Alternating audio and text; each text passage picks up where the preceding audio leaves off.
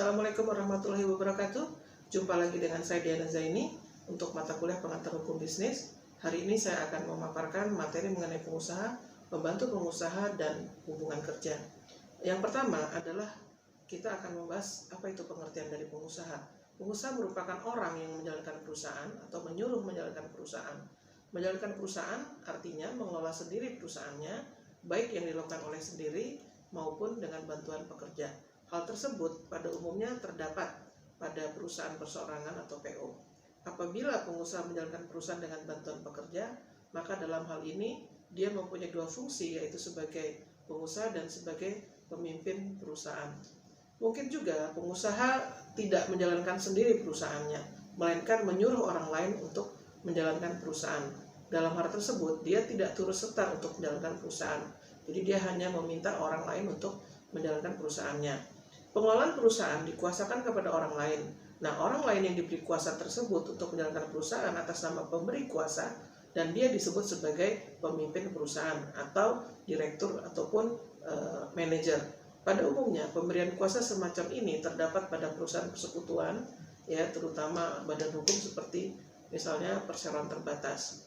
Dilihat dari segi fungsinya, ada tiga eksistensi pengusaha, yaitu pengusaha yang bekerja sendiri, pengusaha yang bekerja dengan bantuan pekerja, dan pengusaha yang memberikan kuasa kepada orang lain untuk menjalankan perusahaan. Yang kedua, pemimpin perusahaan. Pada perusahaan persekutuan, terutama yang berbentuk badan hukum, pemimpin perusahaan atau yang kita sering sebut dengan bedrijfsleider atau manager adalah orang yang diberi kuasa oleh pengusaha untuk menjalankan perusahaan untuk dan atas nama pengusaha. Jadi dia akan menggantikan pengusaha dalam segala hal mengenai pengelolaan perusahaan, artinya menggantikan si pemilik perusahaan.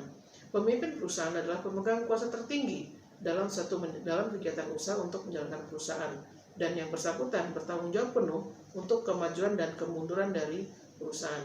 Pada perusahaan besar, pemimpin perusahaan biasanya berbentuk dewan pimpinan yang disebut dengan dewan direksi yang diketuai oleh seorang direktur utama atau dirut. Di bawah direktur utama biasanya ada direktur-direktur yang diberikan kuasa untuk mengelola salah satu bidang usaha tertentu dalam perusahaan. Misalnya ada direktur produksi, direktur keuangan, direktur pemasaran, direktur SDM, direktur administrasi, yang mereka itu semua adalah orang kedua dari sesudah direktur utama.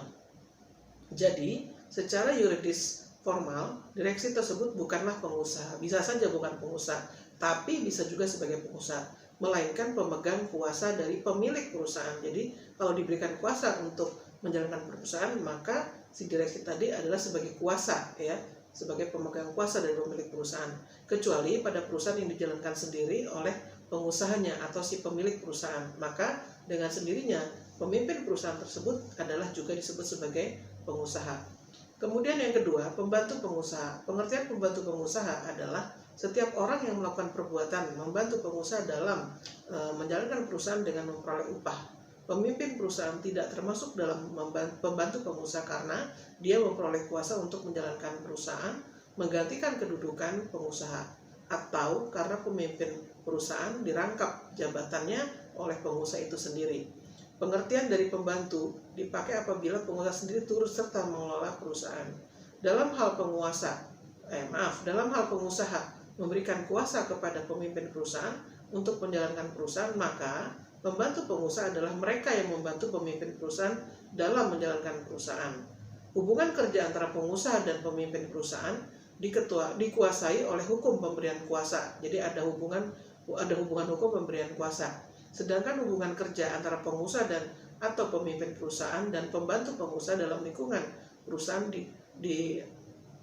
mempunyai hubungan hukum disebut dengan hukum tenaga kerja atau labor of law, dan di luar lingkungan perusahaan dikuasai oleh hukum pemberian kuasa atau authorization law. Yang kedua, pembantu dalam lingkungan perusahaan.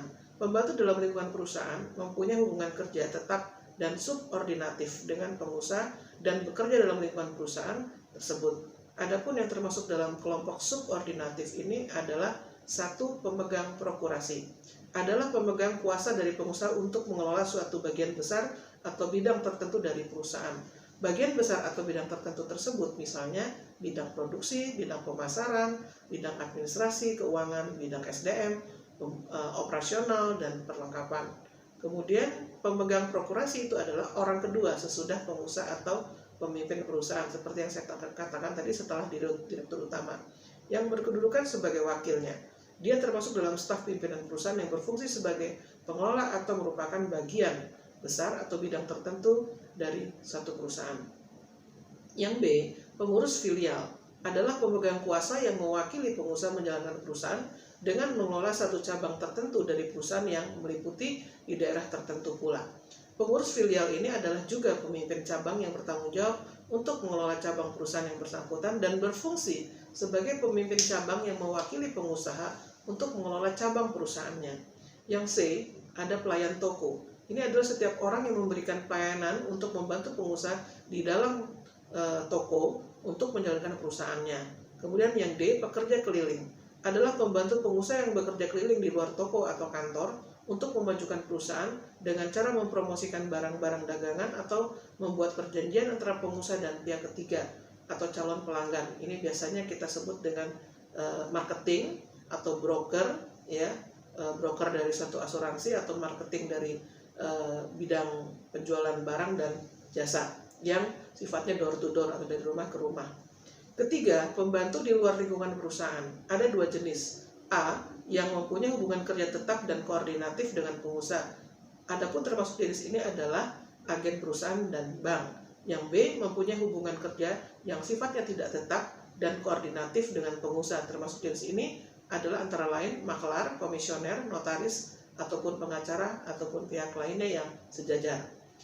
Yang A, agen perusahaan. Agen perusahaan ini merupakan orang yang mewakili pengusaha untuk mengadakan dan melaksanakan perjanjian dengan pihak ketiga atas nama pengusaha, di mana agen perusahaan biasanya perusahaan yang berdiri sendiri yang mewakili kepentingan dari pengusaha yang diageninya di suatu daerah tertentu.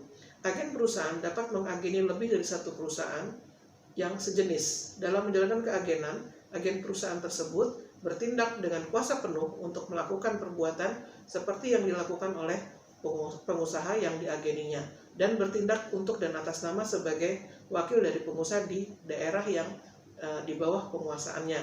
Kemudian yang B, pihak bank adalah lembaga keuangan yang berupa perusahaan yang mewakili pengusaha untuk melakukan A, lalu lintas pembayaran kepada pihak ketiga. Kemudian yang B, penerimaan uang dari pihak ketiga. C, penyimpanan uang milik pengusaha selaku nasabah kreditur. Pengusaha yang diwakili oleh nasabah bank, di mana dia biasanya mempunyai rekening deposito atau juga bisa mempunyai rekening giro. Kemudian yang C, maklar. Ketentuan mengenai maklar diatur di dalam pasal 62 sampai dengan 72 Kitab Undang-Undang Hukum Dagang atau KUHD, di mana dikatakan maklar adalah orang yang menjalankan perusahaan dengan menghubungkan pengusaha dengan pihak ketiga untuk mengadakan berbagai perjanjian. Maklar mengadakan hubungan dengan pihak ketiga atas nama pengusaha yang berkepentingan. Maklar mendapat pengangkatan dari Menteri Kehakiman dan sebelum menjalankan perusahaan, maklar harus mengangkat sumpah di muka Ketua Pengadilan Negeri yang berwenang. Dalam melakukan usahanya, biasanya maklar akan mendapatkan upah dari pengusaha yang diwakilinya yang disebut dengan provisi atau cortege. Konsep ini tidak pernah dipraktekkan, akan tetapi yang dikenal dalam masyarakat adalah maklar menurut kebiasaan setempat tanpa pengangkatan dan penyumpahan. Jadi kalau orang dalam praktek itu biasanya maklar itu diidentikan dengan calo, ya. Untuk sekarang itu maklar itu diidentikan dengan calo. Calo itu biasanya atau maklar itu cuma mendapat upah kesepakatan dari pihak pembeli dan penjual, bisa masing-masing memberikan 2,5% dari jumlah total 5%. Atau bisa hanya penjual saja yang memberikan 5% kepada maklar, atau sebaliknya pembeli yang memberikan fee manajemen 5%, tergantung dari kesepakatan masing-masing pihak. Sebagai penerima kuasa, maklar mempunyai hak retensi namanya, ya. Artinya untuk menahan barang. Hak retensi diatur di dalam pasal 18-12 KUH Perdata, yaitu hak penerima kuasa untuk menahan segala barang pemberi kuasa yang ada di tangannya sampai pembayaran dilunasi tuntutannya sebagai akibat dari pemberian kuasa. Jadi maklar itu sebenarnya punya hak retensi, akan tetapi ini sudah jarang sekali saat ini untuk dipraktikkan. Tapi di dalam teori hal tersebut tetap ada. Maklar dan agen perusahaan, kedua-duanya berfungsi sebagai wakil pengusaha terhadap pihak ketiga. Akan tetapi, antara keduanya terdapat perbedaan pokok yang dilihat dari segi yang pertama, hubungan dengan pengusaha. Maklar mempunyai hubungan tidak tetap, sedangkan agen perusahaan mempunyai hubungan yang sifatnya adalah tetap. Kedua, bidang usaha yang dijalankan, maklar dilarang berusaha dalam bidang mana dia diangkat, dilarang menjadi penjamin dalam perjanjian yang dibuat dengan pengantaraannya, sedangkan agen perusahaan itu tidak dilarang. Ketiga, formalitas menjalankan perusahaan, maklar oleh Menteri Kehakiman dan disumpah sedangkan agen perusahaan tidak, tetapi sekarang formalitas ini sudah tidak relevan lagi. Yang keempat, lanjutan yang sebelumnya, yaitu yang disebut dengan komisioner, adalah orang yang menjalankan perusahaan dengan membuat perjanjian atas namanya sendiri berdasarkan perintah dan pembiayaan komiten dengan menerima upah atau provisi sebagaimana yang diatur dalam pasal 76 KUHD. Orang yang memberi perintah itu disebut dengan komiten. Dan yang E, notaris dan pengacara. Notaris dan pengacara adalah pembantu pengusaha dalam hubungan tidak tetap dan sifatnya koordinasi. Bantuan jasa mereka sangat diperlukan secara insidental saja apabila pengusaha memerlukannya. Sedangkan notaris diperlukan dalam hal pembuatan akta-akta perjanjian ataupun akta lainnya bagi perusahaan. Biasanya akta pemberian kuasa, kalau terjadi transaksi jual beli, akta jual beli dan lain sebagainya. Untuk yang diperlukan oleh perusahaan. Pengacara diperlukan dalam hal mewakili pengusaha di muka pengadilan dan di luar pengadilan yang menyangkut aspek yuridis. Demikian paparan materi hari ini. Untuk selanjutnya akan saya uraikan dalam materi berikutnya. Assalamualaikum warahmatullahi wabarakatuh.